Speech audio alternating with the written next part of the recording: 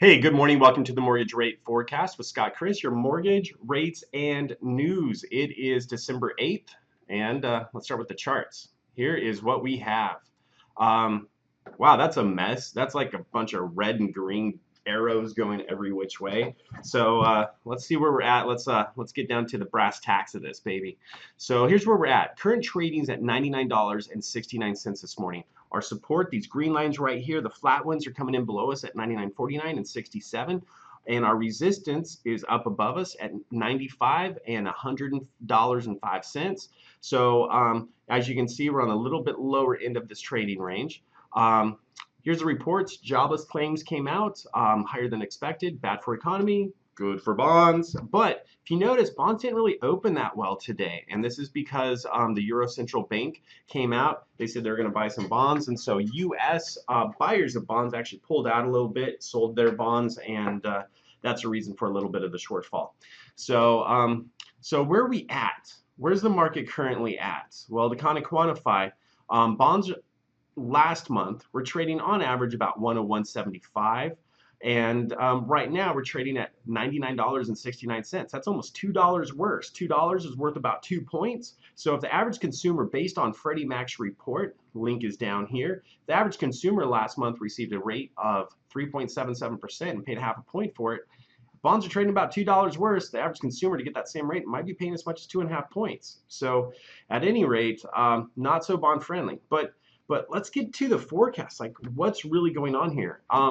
So overall trading channel since the election, this is the election right here. Bam, bam, bam. Sell off, sell off. Yellen coming out saying basically, hey, we're going to definitely raise the short-term rate, pretty much is what she said, right here. And so for the most part, we've seen relatively flat trading. Now, we're coming to kind of a crossroads, though, because we have a really strong downward trading channel that we've been trading within, which is represented by these red arrows going down. So bonds, in that trading channel are forecasted to be worse. However, in the short run, this is not as long, but in the short run, we are seeing kind of an increase on bonds. Look at this. Bam, bam, bam, bam, bam. So we do have an upward trading channel coming into a downward trading channel. And of course, over the last 2 weeks, we've been trading relatively flat, trading between about $100 and $99. So what the heck is the forecast? Like, there's all this crazy stuff going on. Well, let's start and see what the analysts are saying. So they're pretty consistent on the short term. They're saying bonds are going to be relatively neutral, trade pretty flat.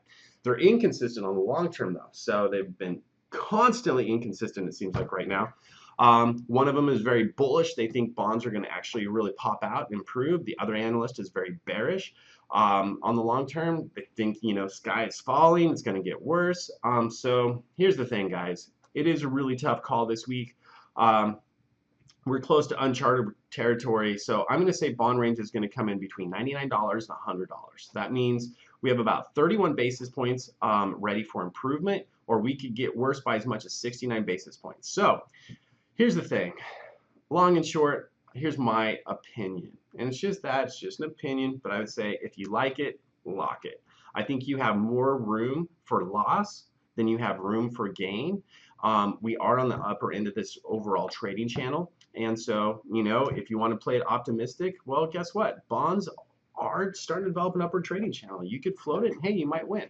But we also have a downward trading channel that's just in front of us, about a week and a half out, that's going to be pressuring us down. So just be super careful if you decide to float. But like I said, my call right now, if you like it, lock it. Anyway, that's it for now, guys. We'd love to hear from you, though. What are your thoughts? Do you think the Fed increase in rates this month is going to impact 30-year fixed? Yes or no? Or do you think it already has impacted the 30-year fixed? Leave your comments down below. Everything likes to be liked, and so does this video. Don't forget to hit that thumbs up. And hey, if this is your first time on the channel and you want to get a pulse on what's going on with mortgage rates, you can subscribe at the top left. And if none of this made sense to you, it's okay. At the top right, you're going to see a little link to Mortgage Bonds 101. It'll teach you all the basics of how these mortgage-backed securities, how those trade, and how that impacts you as a consumer that's getting a mortgage. Anyway, really good stuff. That's it for now. We'll see you next week. Have a great one. Bye-bye.